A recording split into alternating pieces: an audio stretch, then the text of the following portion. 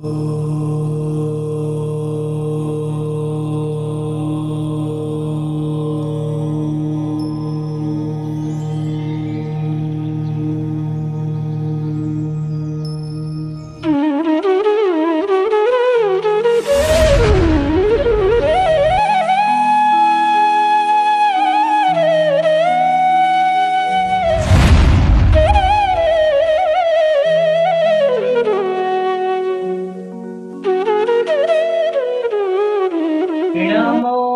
अरिहन्ताणं नमो सिद्धाणं नमो आयरीयाणं नमो वज्रायाणं नमो लोये सव्वसाहुणम्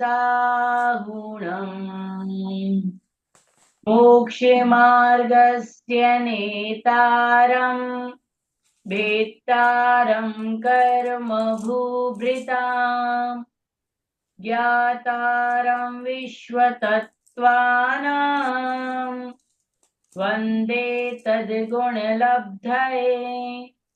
पंच परमेशी भगवान की जय। परम पूज्याचार्य पूज्यपाद स्वामी मुनि महाराज की जय। आचार्य परमेश्वरी गुरुदेव विद्यासागर जी समय सागर जी महाराज की जय। जगत पूज्य मुनि पुंगव सुधा सागर जी महाराज की जय। चर्चा हमारी चल रही थी, हम लोगों ने तप के भेद पढ़े, अंतरंग तप और बहिरंग तप के भेद पढ़े।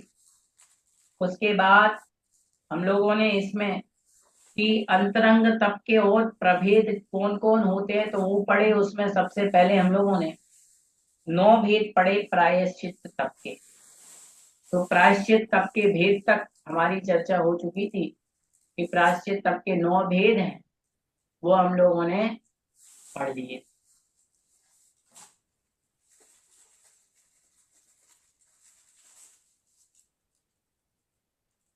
अब आगे सूत्र नंबर 23 पढ़ना है। 22 सूत्र तक की चर्चा हो चुकी थी। सूत्र नंबर 23, ज्ञान दर्शन चारित्रोपचारा। बोलिए, ज्ञान दर्शन चारित्रोपचारा।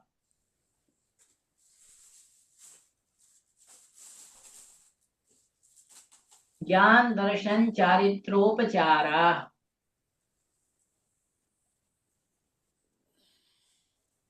बोलिए, ज्ञान दर्शन चारित्रोपचारा। ज्ञान दर्शन चारित्रोपचारः। ज्ञान दर्शन चारित्रोपचारः। बिल्कुल सरल सूत्र है। कह रहे विनय 4 प्रकार की है, ज्ञान दर्शन चारित्र और उपचार। चारित्रोपचार। 4 प्रकार की विनय कही गई है। आइए टीका पढ़ते हैं। 4 प्रकार की विनय क्या क्या है। ये रही, अधिकार के अनुसार विनय इस पद का संबंध होता है। ज्ञान विनय, दर्शन विनय, चारित्र विनय और उपचार विनय। 4 प्रकार की विनय यहाँ पर कही गई। सबसे पहले कहते बहुत आदर के साथ मोक्ष के लिए ज्ञान का ग्रहण करना, उसका अभ्यास करना, स्मरण करना आदि ज्ञान विनय है। ये ज्ञान विनय है। यदि हमें मोक्ष जाना है तो मोक्ष जाने के लिए स्वाध्याय तो करना ही होगा, ज्ञान की रिस्पेक्ट करनी होगी, तब जाकर के हम धर्म में आगे बढ़ पाएंगे।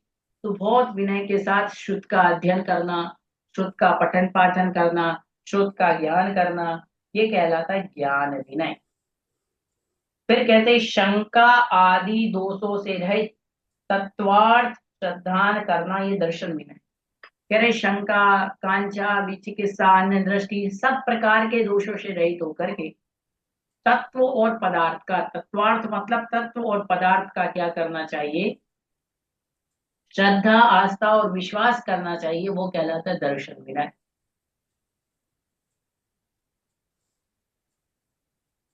अर्थात जो हम पढ़ रहे हैं जिन वाणी में, उसका हमें क्या करना है, विनय करना है। फिर कहते चारित्र विनय, सम्यक दृष्टि का चारित्र में चित्त लगाना, ये चारित्र विषय विनय। सम्यक दृष्टि जीव हो तो चारित्र विनय करो। मुनिराज हैं तो अपने चारित्र की विनय स्वयं स्वयं करेंगे। एक दूसरे के प्रति कैसे रहेंगे, बिल्कुल कोई मुनिराज चारित्रवान है तो उनकी विनय करेंगे, उनकी स्तुति करेंगे कि अरे भैया चारित्र वाले हैं, कितनी अच्छी बात है। तो चारित्र की विनय करना, चारित्र धारकों की विनय करना। और हम तो आपको भी कहते हैं और हम स्वयं को भी कि साधु संत व्रती प्रतिमाधारी कोई चारित्र वाले जीव आ रहे हैं तो उनकी विनय करना सीखो, रिस्पेक्ट करना सीखो, तभी तो हमें चारित्र मिलेगा।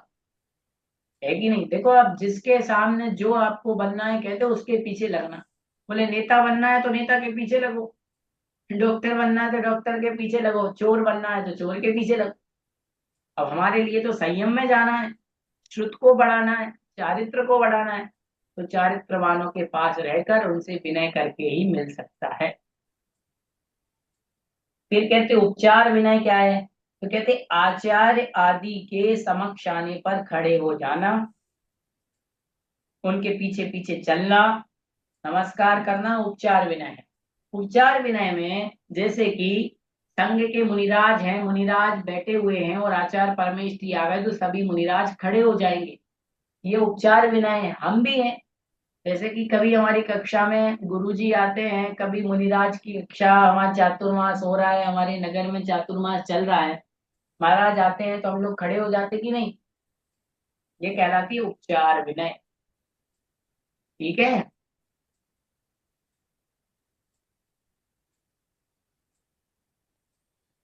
तो उपचार विनय तथा उनके परोक्ष में काय वचन और मन से नमस्कार करना, उनके गुणों का कीर्तन करना, स्मरण करना, ये सब उपचार विनय है। जो साधु महाराज हैं आए उनकी विनय करना, पीठ पीछे उनको प्रशंसा करना, उनको नमस्कार करना, उनके गुणों का कीर्तन करना, है ना, ये सब उपचार विनय कहलाती है। ये चार प्रकार की विनय का स्वरूप होगा। बिल्कुल सरल है। चार प्रकार की विनय में कुछ कठिन तो नहीं है? कठिन है? कहाँ है कठिन? सरल है बिल्कुल। आगे पढ़ते हैं। सूत्र नंबर 24।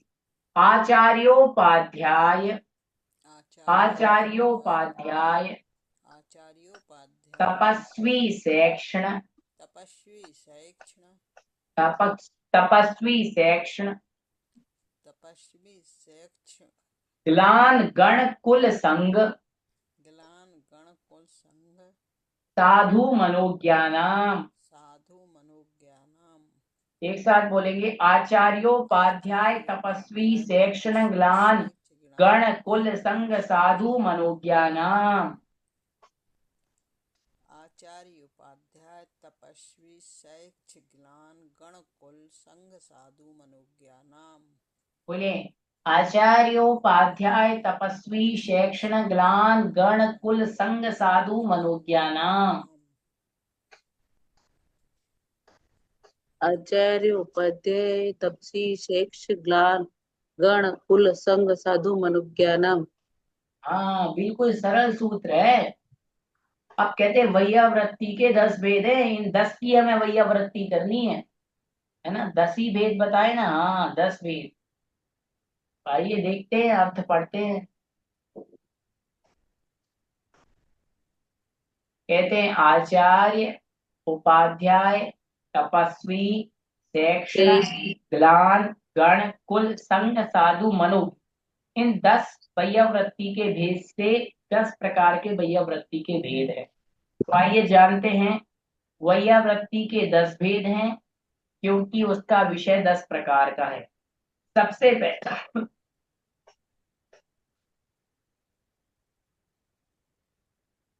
आचार्य वैयावृत्ति और उपाध्याय वैयावृत्ति आदि जिसके निमित्त से व्रतों का आचरण करते हैं वो आचार्य हैं, और मोक्ष के लिए पास जाकर जिनसे शास्त्र पढ़ते हैं वे उपाध्याय हैं।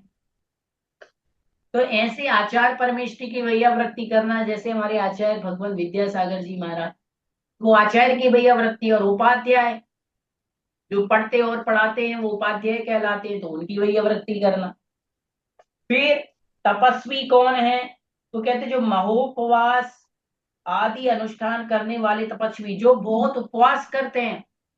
जैसे कि आचार्य शांति सागर जी महाराज ने 9,938 उपवास किए पूरे जीवन काल में, वो कहलाते तपस्वी, जो खूब उपवास करते हैं, खूब अनशन अमोदर रस। आचार्य विद्यासागर जी सबसे बड़े तपस्वी, उन्होंने तो जीवन भर मीठा और शक्कर का ही त्याग कर दिया था, है कि नहीं? तो दो रस कितनी बड़ी बात है इसका भी। तेल भी नहीं लेते थे वो, दही भी नहीं लेते थे, कितनी सारी चीजों का त्याग था उनके। फिर शिक्षाशील शिक्षण कहलाते, जो शिक्षा देते हैं वो कहलाते हैं शिक्षण। जो रोग आदि से क्लांत शरीर वाला है वो कहलाते ग्लान, रोगी साधु हैं, जो बीमार हैं, अस्वस्थ हैं। स्थिविरों की संतति को गण कहते हैं, है ना। फिर दीक्षा आचार्य शिष्य के समुदाय को कुल, जो हमारे दीक्षा संघ में और दीक्षा हुई और हमारे संगस्थ भाई हैं जिनकी दीक्षा हुई है, वो कहलाता है कुल। और 4 वर्ण के श्रमणों के समुदाय को संघ कहते हैं। 4 वर्ण मुनि आर्य श्रावक श्राविका ले लो, ऋषि मुनि यति अनगार ले लो, है ना, इसे संघ कहते हैं। और चिरकाल से प्रविज्य साधु को, जो बहुत समय से दीक्षित है, उसको साधु कहते हैं। जो 25 30 40 साल से दीक्षित है वो साधु है। लोक सम्मत साधु को मनोज्ञ कहते हैं। लोक में जिनकी मान्यता होती है वो मनोज्ञ कहलाते हैं। इन्हें व्याधि होने पर, ये जो 10 बताए हैं, इन्हें व्याधि होने पर, परिचय होने पर, मिथ्यात्वादी के प्राप्त होने पर, शरीर की चेष्टा या अन्य द्रव्य द्वारा उनका प्रतिकार करना वही अवृत्ति तप है। इनकी समाधि की प्राप्ति विचिकित्सा का अभाव, प्रवचन वात्सल्य की अभिव्यक्ति के लिए किया जाता है। कभी आचार्य मिले, उपाध्याय मिले तो उनकी वही अवृत्ति करना, उनकी सेवा करना, वो आचार्य की वही अवृत्ति है, उपाध्याय की वही अवृत्ति। खूब तपस्वी शादी आ गए नगर में, तो ये बहुत उपवास करते हैं, बहुत त्याग करते हैं, ऐसे तपस्वी साधु की क्या करना, खूब वही अवृत्ति करना, उनकी सेवा करना, उनका कमंडल लेकर के चलना, उनको सोच इत्यादि के लिए ले जाना, ये तपस्वी कहलाते हैं। सेक्शन जो शिक्षाशील साधु होते हैं, ग्रान जो रोगी साधु हैं, बीमार हो गए, संग में साधु बीमार हैं, उनको कोई रोग हो गया, है ना, तो उनकी वैयावृत्ति करना, सेवा करना, घृणा नहीं करना। उनको उल्टी हो रही है, नाक से मल निकल रहा है, आंखों से मल निकल रहा है, मुख से मल निकल रहा है, तो घृणा नहीं करना, उनकी वैयावृत्ति, उनकी सेवा करना, ऐसा। तो ये सब साधुओं के भेद यहाँ पर बताए हैं। ठीक है।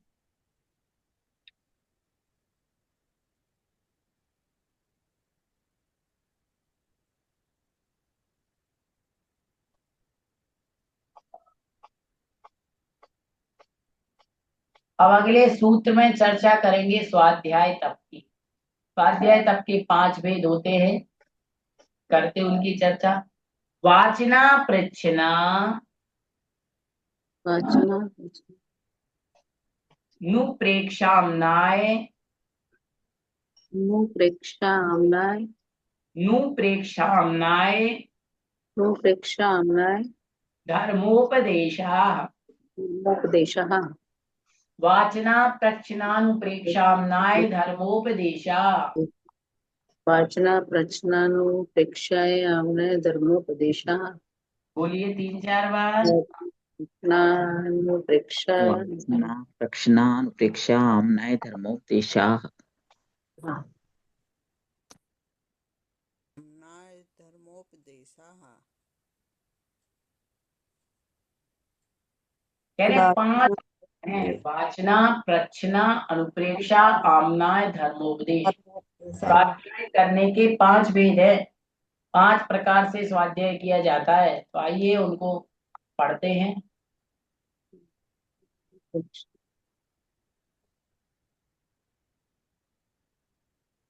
स्वाध्याय के भेदों का ज्ञान कराने के लिए सूत्र का सबसे पहले ग्रंथ अर्थ और दोनों का निर्दोष प्रदान करना वाचना।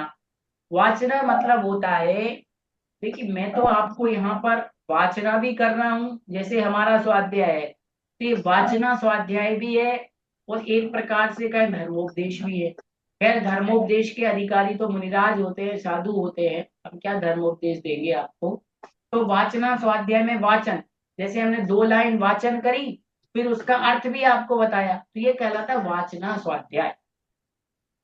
वाचना स्वाध्याय में ग्रंथ और अर्थ दोनों का निर्दोष अर्थ प्रदान किया जाता है, वो कहलाता है वाचना स्वाध्याय। ठीक है जी। तो सर वाचना में अब कई बार ऐसा भी होता है, देखो जैसे कि अपन समाज में अध्ययन करते हैं और समाज में कई बार समाज की 5 महिलाएं 10 महिलाएं मिलकर के कोई प्रथमा योग का ग्रंथ लेके केवल वाचन करती, सब सुनती हैं, क्योंकि उनको नॉलेज तो ज्यादा होता नहीं है, तो वो वाचन ही करती हैं। जैसे मैं आपको थोड़ा अलग से बता देता हूँ ना, तो वो अलग से नहीं बताती, वाचन ही करती है, तो वो प्योर वाचना स्वाध्याय है, क्योंकि उसमें वाचना मतलब बोला ही जा रहा है। फिर धीरे धीरे स्वाध्याय करते करते वो ज्ञानवान हो जाती है, विदुषी बन जाती है, विद्वान बन जाते हैं समाज में रहते हुए। तो ये भी क्या कहलाता है वाचना। और हमें ये तो करना ही चाहिए। यदि हम छठे वर्ष में अध्ययन कर रहे हैं तो मंदिर में जाके 5 10 15 20 लेडीजों को जोड़ करके चलो अपन स्वाध्याय करेंगे, मैं पढ़ाऊंगी, तुम सब पढ़ना। तो पढ़ाना चाहिए अपन को। तत्वार सूत्र पढ़ लिया आपने, वो पढ़ाना चाहिए। 6 डाला, द्रव्य संग्रह, जो जो आप पढ़ चुके हैं वो उनको पढ़ाना चाहिए। क्या हो हम पढ़ाएंगे, 5 को पकड़ो 10 को पकड़ो, जबरदस्ती पकड़ो, क्योंकि ज्ञान तो ऐसे ही दिया जाता है। पहले थोड़ा उनको पास में लाके भाई थोड़ा बहुत सिखा के सरल सरल बता के, फिर उनको इंटरेस्ट जग गया तो स्वयं पढ़ने लगते हैं, है कि नहीं। थोड़ा उनको सिखाया जाता है इस तरीके से कि भाई वो भी स्वाध्याय करें, वो भी आगे बढ़े, तो सीखेंगे। और केवल आपने पढ़ लिया और नहीं बता रहे तो क्या मतलब। थोड़ा दूसरों को भी कोशिश करना चाहिए, है कि नहीं, यदि मौका बनता है। वाचना के बाद है प्रश्न। संशय का उच्छेद करने के लिए अथवा निश्चित फल को पुष्ट करने के लिए प्रश्न करना प्रश्न कहते हैं। क्यों करना प्रश्न? 2 कारणों से। एक तो अपनी शंका को दूर करने के लिए, और दूसरा जो हमने पढ़ा है उसको पक्का करने के लिए। 2 बातों के लिए प्रश्न किया जाता है। तो जो पूछ करके स्वाध्याय मतलब प्रश्न पूछ करके किया जाता है वो प्रश्न स्वाध्याय। जैसे महाराज जी हैं, अपन लोग उनसे जिज्ञासा करते हैं, इनको समाधान देते हैं, वो कहलाता प्रश्न स्वाध्याय। प्रश्न स्वाध्याय का मतलब होता है पूछना। क्या पूछना? प्रश्न पूछना। किससे? महाराज जी से, माता जी से, जो भैया जी पढ़ा रहे, ब्रह्मचारिणी जी पढ़ा रही, जो भी पढ़ा रहा है उनसे। ठीक है, वो कहलाता है प्रश्न स्वाध्याय। तो पूछ करके भी स्वाध्याय होता है, जरूरी थोड़ी है कि किताब में से ही पढ़ करके हो। राजा सैनिक ने भगवान महावीर स्वामी से 60,000 प्रश्न पूछे थे। कितने प्रश्न पूछे थे बताओ? 8,000। 60,000 60,000। कहलाते हैं क्या? 60,000 प्रश्न तो अभी अपन को ही नहीं आते। प्रश्न ही नहीं आएंगे तो उत्तर क्या करेंगे? 60,000 प्रश्न उन्होंने पूछे और पूरा जो ये सार उनके ही तो पूछे हुए प्रश्न है। तो ये भी प्रश्न स्वाध्याय। तो देखो प्रश्न स्वाध्याय की वहीं से शुरुआत हो गई थी। हाँ, राजा सैनिक ने 60,000 प्रश्न पूछे। फिर कहते हैं आगे कि जाने हुए अर्थ को मन में अभ्यास करना अनुप्रेक्षा सबसे बेस्ट। अनुप्रेक्षा स्वाध्याय बहुत अच्छा। जो पढ़ा उसको आत्म मंथन करना है, चिंतन करना है। जो मैंने आपको पढ़ाया वो दिन भर में पढ़ा और रात को बैठ करके उसका चिंतन करो। आचार्य जी हमेशा कहा करते थे कि स्वाध्याय हमें रात में नहीं करना चाहिए। आचार्य जी ने हमेशा साधुओं को तो उपदेश दिया ही है। साधु को, व्रती को बोले आप 2 प्रतिमाधारी भी हो तो रात को लाइट जला करके स्वाध्याय बिल्कुल मत करो जी। आप सोचे कि लाइट जला के, नहीं, लाइट के निमित्त स्वाध्याय बिल्कुल नहीं करना। तो आचार्य श्री रात को कभी स्वाध्याय के लिए कहते ही नहीं थे। वो तो कहते जो दिन भर पढ़ा उसका क्या करो रात में चिंतन, स्वाध्याय। बोले गैया क्या करती? गैया का उदाहरण देते थे। गैया दिन भर घास खाती है और रात को बैठ करके बढ़िया जुगाली करती है। तो बोले आप भी ज्ञान की जुगाली करो। कहते दिन भर ज्ञान ग्रहण करो, दिन भर पढ़ो और रात को पढ़ने के बाद आराम से 1 घंटे 2 घंटे बैठे और बैठ करके मौन लेकर के अपने बस ऐसे बैठ गए और चिंतन करो। हमने क्या पढ़ा था? वाचना स्वाध्याय। वाचना स्वाध्याय क्या होता है? जो बोल बल करके किया जाए, जिसका अर्थ समझा जाए। कोई बोल रहा है और हम सुन रहे हैं, ये वाचना स्वाध्याय। प्रश्न, प्रश्न पूछना है, प्रश्न, ये चिंतन करने का नाम ही तो अनुप्रेक्षा स्वाध्याय है।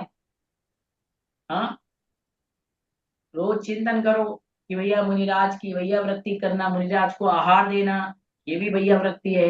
मुनिराज का कमंडल लेके चलना, ये भी भैया वृत्ति है।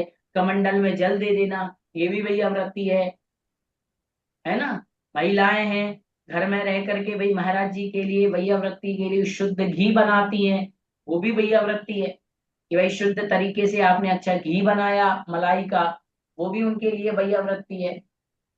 बहुत तरीके होते हैं भैया वृत्ति के। आपने शुद्ध आहार बनाया, ऐसा आहार बनाया कि महाराज जी की साधना में काम आया। महाराज जी को सर्दी जुकाम था, आपने अच्छा काढ़ा बनाया कि भाई मैं ये काढ़ा बनाना जानती हूँ, ये अच्छा काढ़ा बना रही हूँ, महाराज का स्वास्थ्य अच्छा हो जाएगा, भैया वृत्ति है। महाराज जी को अच्छी बाजरे की मोटी मोटी रोटी बनाई, सौंठ वोट डाल के कि महाराज का सर्दी जुकाम सब दूर हो जाए, है ना, और उनका बीमारी दूर हो गई, ये भैया वृत्ति है कि नहीं। महाराज जी को अच्छा दूध बनाया, मीठा मीठा नहीं, वो वाला दूध, भाई गरम गरम अच्छा छुआरे का या पिंड का क्या बोलते खजूर का, उसका दूध दूध बनाया अच्छा। वो महाराज जी को आपने दिया कि महाराज का सर्दी जुकाम कफ वगैरह निकल जाए, महाराज की खांसी आसी अच्छी दूर हो जाए, कोई ऐसा उनको काढ़ा आड़ा बना दिया। ये सब भैयावृत्ति के अंतर्गत आता है ना। पुरुष लोग हैं, महाराज जी का पसीना पोंछ दिया, भैया वृत्ति है। महाराज के पैर दबा दिए, भैया वृत्ति है। पैरों में कोई लेप लगा दिया, भैया बहुत बिहार कर रहे तो पैर छिल गए, भैया ये सब चिंतन करना, ये अनुप्रेक्ष स्वाध्याय है। सब चिंतन, ये चिंतन किया जाता है। रोज चिंतन करो कि मैं आहार में क्या दे सकती हूँ, मैं भैया वृत्ति कैसे कर सकती हूँ, यही तो चिंतन किया जाता है। आई बात समझ में? ये ध्यान रखना, इसी का नाम है अनुप्रेक्षा स्वाध्याय।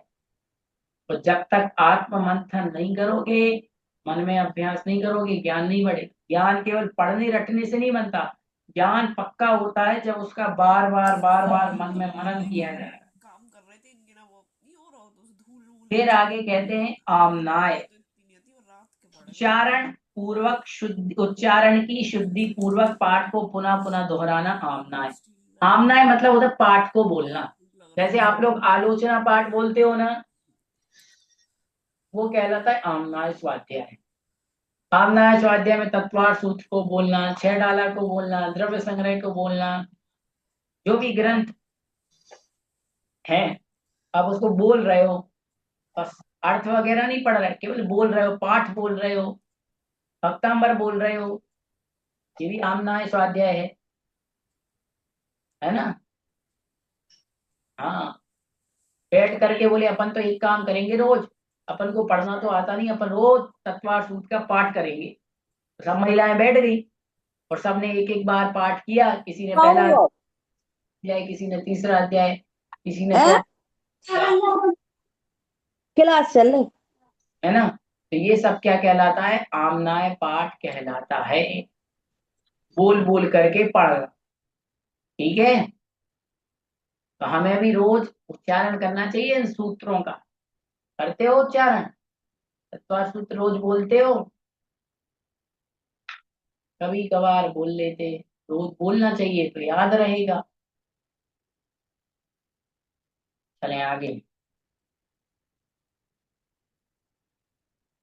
फिर है धर्मोपदेशा। धर्मोपदेश कहते हैं धर्म कथा आदि का अनुष्ठान करना धर्मोपदेश। महाराज जी अपन को प्रवचन देते हैं, वो धर्मोपदेश है कि भैया रोज प्रवचन देते हैं, अरे सुधर जाओ रे। अपन को रोज बोलते हैं महाराज जी, अरे सुधर जाओ भैया, पाप मत करो, कषाय मत करो, लोभ लालच मत करो, समता रखो, ये मनुष्य पर्याय मिली है, फिर बाद में मिले या नहीं मिले। अपन कहते महाराज जी तुम आहार को जाओ, हम बढ़िया थोड़ा सा खा पी लें। लो, अपन ने वहां प्रवचन सुने और वहां सब भूल गए। इस कान से सुनना और इस कान से निकाल देना। ये गुरु जी का धर्मोपदेश चल रहा है। इसलिए कहते भैया धर्मोपदेश सुन लो, ये एक एक शब्द पता नहीं कब काम में आ जावे, कौन सा शब्द कौन सी लाइन कब काम में आ जावे और कौन सी लाइन से कल्याण हो जावे कहा नहीं जा सकता। इसलिए धर्मोपदेश सबको सुनना चाहिए। रोज महाराज जी के प्रवचन सुना करो, सुनते हो? आचार्य श्री के प्रवचन, समय सागर जी के प्रवचन, सुधा सागर जी के, प्रमाण सागर जी के, जिसके आपको अच्छे लगे रोज सुनो। तो भैया जी हम तो अपनी श्रीमती जी के सुन लेते हैं, और वही ज्ञानवान हो गई घर में। श्रीमती जी अपने सासू माँ जी के सुन लेते हैं। शंका, यह पूर्वोक्त 5 प्रकार का स्वाध्याय किस लिए किया जाता है? समाधान, प्रज्ञा में अतिशय लाने के लिए, प्रज्ञा मतलब बुद्धि को बढ़ाने के लिए, अत्यवसाय को प्रशस्त करने के लिए, परम संवेग के लिए, मतलब ज्ञान को बढ़ाने के लिए, संवेग मतलब संसार से भय के लिए, और तप में वृद्धि के लिए, अतिचार में विशुद्धि लाने के लिए, आदि के लिए स्वाध्याय किया जाता है। आ गया समझ में? अब करना रोज स्वाध्याय। बोले भैया जी तो 40 मिनट बस करते हैं आपकी क्लास, तो इतना ही भी बहुत है। सूत्र नंबर 26, बाह्याभ्यंतरोपद्यो, बाह्याभ्यंतरोपद्यो, बोलो, बाह्याभ्यंतरोपद्यो, बाह्याभ्यंतरोपद्यो, बाह्याभ्यंतरोपद्यो।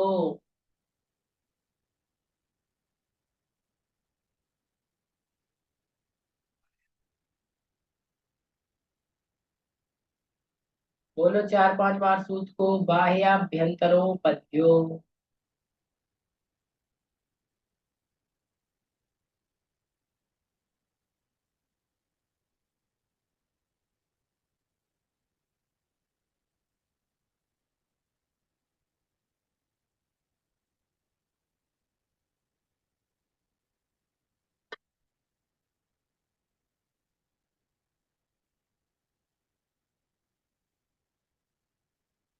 बाह्याभ्यंतरोपद्यो,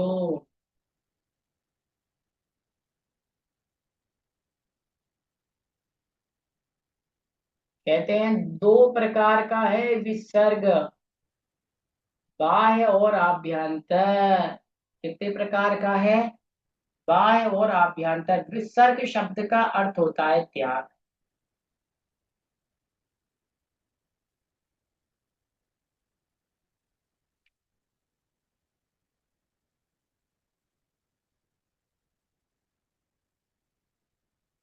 बाह्य और आभ्यंतर 2 प्रकार का है विसर्ग। विसर्ग का अर्थ होता है त्याग, बाह्य और आभ्यंतर उपाधि का त्याग करना। व्युत्सर्जन करना विसर्ग है, जिसका अर्थ है, जिसका अर्थ त्याग होता है। वह 2 प्रकार का है, बाह्य उपाधि त्याग और आभ्यंतर उपाधि त्याग। आत्मा से एकत्व को नहीं प्राप्त हुए ऐसे वास्तु धन धान्य आदि बाह्य उपाधि है, और क्रोधादि रूप आत्मभाव आभ्यंतर उपाधि है। कह रहे बाह्य उपाधि क्या है? धन धान्य रुपया पैसा ये सब बाह्य उपाधि है। और अंतरंग, अंतरंग में क्रोध है, मान है, माया है, लोभ है, ये आभ्यंतर उपाधि है। तथा नियत काल तक यावत जीवन तक काय का त्याग करना आभ्यंतर उपाधि त्याग कहा जाता है। यह निसंगता, निर्भयता और जीविताशा का विदास करना आदि क्रिया है। मतलब बहिरंग से तो ये सब मोह माया का त्याग कर देना, रुपए पैसे धन धान्य सब का त्याग कर देते मुनिराज। और अंतरंग में, अंतरंग में भी ममकार अहंकार सब का त्याग कर देते हैं, विशेष पढ़ते हैं।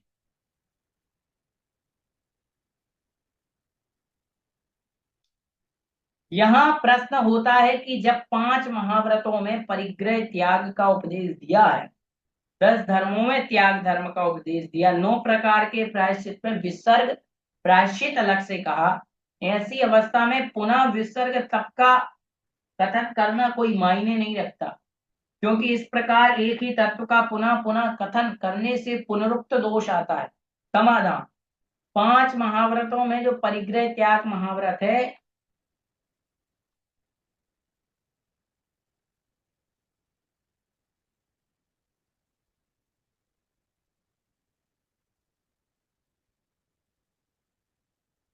उसमें कहते गृहस्थ संबंधी उपाधि के त्याग की मुख्यता है। त्याग धर्म में आहार आदि विषयक आसक्ति कम करने की मुख्यता है।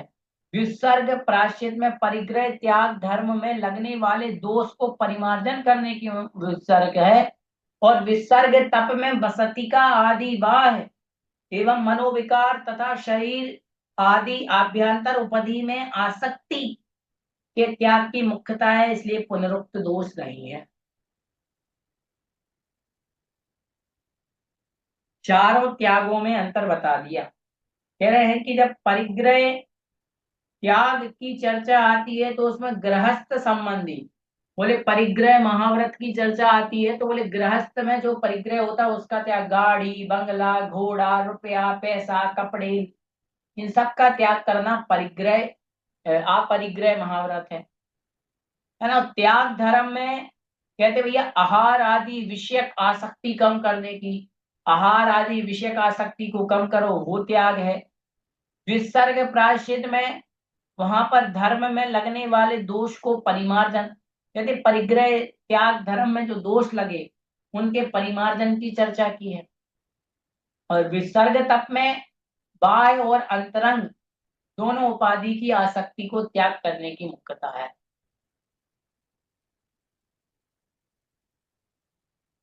तो चारों में अलग अलग चीज की चर्चा की है। कितनी बात समझ में आ गई क्या आप लोगों को, बताओ। किसी को कुछ पूछना है तो पूछ सकते हो, क्योंकि अगला टॉपिक हमारा ध्यान है जो हम कल से पढ़ेंगे। ध्यान का विषय हम कल से पढ़ने वाले हैं बहुत अच्छे तरीके से। चलिए श्वेता जी,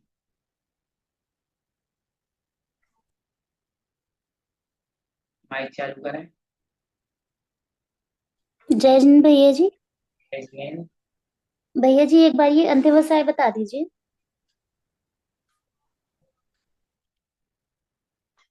अध्यवसाय के अलग अलग अर्थों में अलग अलग प्रयोग तो होता है।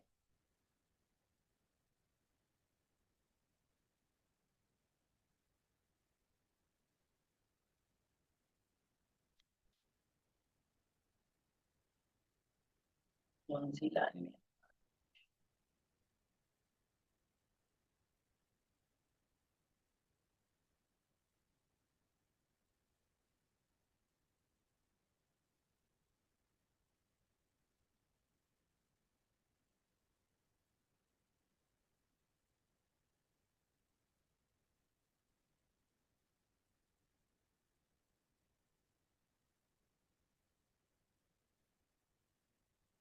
अध्यवसाय का अर्थ है यहाँ पर भावना, भावना को प्रशस्त करने के लिए, मतलब परिणामों को अच्छा, अध्यवसाय मतलब परिणाम।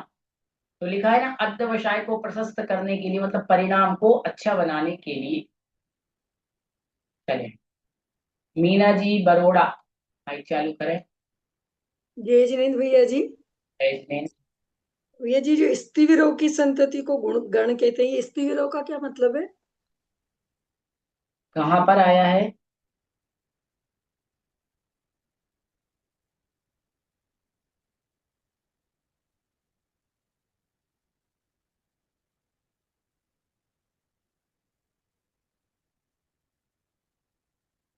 देख लेते हैं।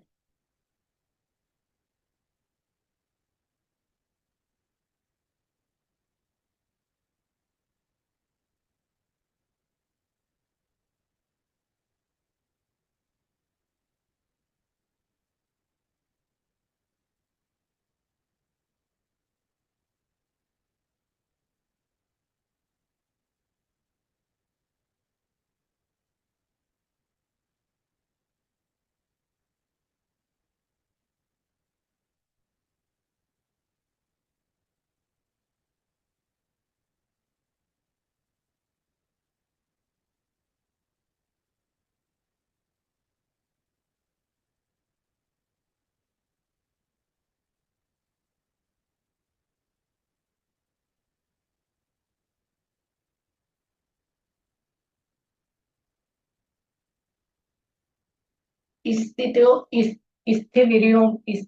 की संतति मतलब जो वरिष्ठ साधु हैं उनकी संतति मतलब लगातार वरिष्ठ साधुओं का मिलना, उसको गण कहते हैं। जो वरिष्ठ साधु होते हैं उनके समूह को गण कहते हैं।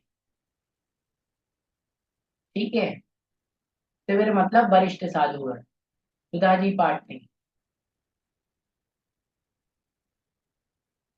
माइक चालू करें। नीलम जी माइक चालू करें। जय जिनेन्द्र भैया जी। जय जिनेन्द्र। भैया जी इसमें आगे आया है, इसी में आगे है, आगे लाइन, चिरकाल से प्रवज्जित को साधु कहते हैं। प्रवज्जित से क्या अर्थ हुआ?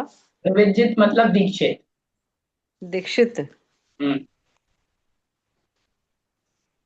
प्रविजित मतलब दीक्षित। प्रविज्ञा होती है ना, प्रविज्ञा मतलब दीक्षा होती है। दीक्षित। नीलम भैया जी जी जय जिनेन्द्र। भैया जी मेरा प्रश्न है, भैया जी जैसे तीर्थंकर भगवान होते हैं तो क्या वो भी स्वाध्याय करते हैं? कौन? तीर्थंकर भगवान जब तीर्थंकर भगवान केवल ज्ञान होने के बाद उन्हें स्वाध्याय की क्या आवश्यकता है? नहीं भैया जी, उनका जब जीव शुरू से जैसे जब वो संसार में होते हैं उस हाँ वक्त तब कर। जब तीर्थंकर भगवान भगवान नहीं बनते, उनको केवल ज्ञान नहीं होता, उसके पहले तो उनका आत्मचिंतन अनुप्रेक्षा नाम का स्वाध्याय करते हैं। मन में उनके चिंतन चलता रहता है, वो अनुप्रेक्षा नाम का स्वाध्याय है। भैया जी जैसे सबसे पहले तीर्थंकर भगवान आदिनाथ हुए तो उन्होंने कौन से शास्त्र पढ़े? उनके समय शास्त्र नहीं होते थे। भगवान के समय शास्त्र नहीं होते थे। भगवान को ही क्या कहते हैं, अवधि ज्ञान हुआ करता था, तो वो अपने अवधि ज्ञान से सब जान लेते थे। भगवान आदिनाथ के समय कोई शास्त्र नहीं था।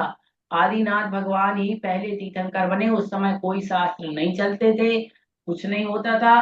भगवान को ही पूर्व संस्कार के माध्यम से इतना ज्ञान था, तो उन्होंने लोगों को भाई अच्छी बातें, कर्म भूमि की प्रारंभ थी उसके बारे में बताया। फिर वो तपस्या करके पूर्व भाव के उस कारण से वो मुनि बन गए। राजा श्रेयांश को पूर्व भाव का जाति स्मरण हुआ, इसलिए उन्होंने आहार दिया उनको। और फिर जब भगवान ऋषभदेव को केवल ज्ञान हुआ, तब जाकर के उन्होंने दुनिया को धर्म बताना शुरू किया। ये 5 पाप होते हैं, 4 कषाय होती हैं, फिर उसके बाद उन्होंने धर्म का प्रचार प्रसार करना शुरू किया। भैया जी मेरा एक प्रश्न उपचार विनय से है। जैसे कि भैया जी मंदिर जी में कोई महाराज जी आते हैं तो अपन खड़े होते हैं उनके उपचार मतलब विनय के लिए।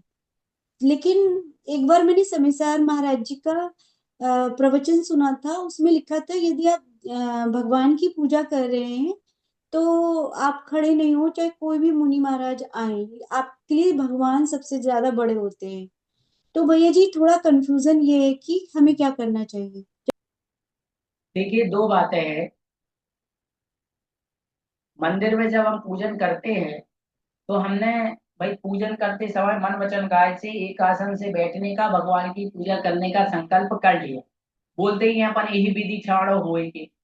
अब बैठ गए तो बैठे मान लो, तो फिर अपना ध्यान पूरा भगवान में होना चाहिए। महाराज भगवान के दर्शन करने के लिए आए और वो दर्शन करके अपने चले जाएंगे, तो कायदा तो अपना यही है कि भाई भगवान में भगवान जी हैं, उनकी पूजा कर रहा है, तो हमें उठना नहीं है, कुछ नहीं करना, ये है। फिर भी अपने यहाँ कोई बड़े महाराज साधु संत आए हैं, उनका प्रवचन होने वाला है, तो ठीक है, लोग व्यवहार के नाते अपन खड़े हो जाते हैं। वही जो इसमें लिखा है, तो आप खड़े हो जाए तो भी कोई दिक्कत नहीं है, और नहीं खड़े हुए तो भी कोई। अब मान लो नहीं खड़े हुए तो अपने ही आजू बाजू के लोग कहने लगेंगे अरे देखो तो पूजन कर रही है, खड़े नहीं हुए। तो भाई लोकापवाद ना हो, लोगों में भ्रांतियां ना फैले, क्योंकि लोग सच्चे धर्म के गहरे स्वरूप को नहीं जानते। हमने सरवार सिद्धि पढ़ी, सबने थोड़ी पढ़ी। तो ठीक है, लोग व्यवहार के नाते हाथ में अर्घ्य लिए ही हैं, थोड़ा ऐसे खड़े हो गए और बस ऐसे सिर झुका लिया, तो उसमें कोई बहुत बड़ा वो नहीं हो गया। और मंदिर में कोई नहीं बैठा है, अपन ही पूजा कर रहे हैं, और कभी ऐसा हुआ तो अपनी पूजा कर रहे हैं, कोई दिक्कत नहीं, ऐसा भी कर सकते हैं। और नहीं तो एक चीज और, आपको कभी लगता है कि भाई महाराज दर्शन करने आए, नहीं कर पाए, तो फिर दूसरे मंदिर चले जाएंगे, तो 2 मिनट के लिए अपनी जिनवाणी बंद करके काय उत्सर्ग करो। 2 मिनट को पूजा रोकी, महाराज के मंदिर के बाहर खड़े हो गए, महाराज के दर्शन किए, दर्शन करने के बाद वापस आए, कार्य सर किया और अपनी पूजा शुरू कर, है कि नहीं। कभी यदि ऐसी स्थिति बन जाए तो ऐसा। ठीक है, चले, अपना समय हो गया, आज इतना ही। बोधि समाधि परिणाम शुद्धि स्वात्मोपलब्धि शिव सौख्य सिद्धि चिंतामणिं चिंतित वस्तुदानि कामन्दमानस्य ममस्तु देवी नोवार्णम्।